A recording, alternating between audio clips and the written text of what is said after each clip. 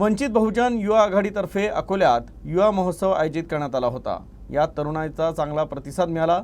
युवा नेते सुजात आंबेडकर यांच्या प्रमुख उपस्थितीत हा महोत्सव साजरा करण्यात येत आहे। सांस्कृतिक कार्यक्रम, सांस्कृतिक आदान-प्रदान, कला संवर्धन, लोककलेतील विविध प्रकार सादर करत वंचित बहुजन युवा आघाडीतर्फे आयोजित युवा महोत्सवात तरुण-तरुणींनी मोठ्या उत्साहात सहभाग घेतला।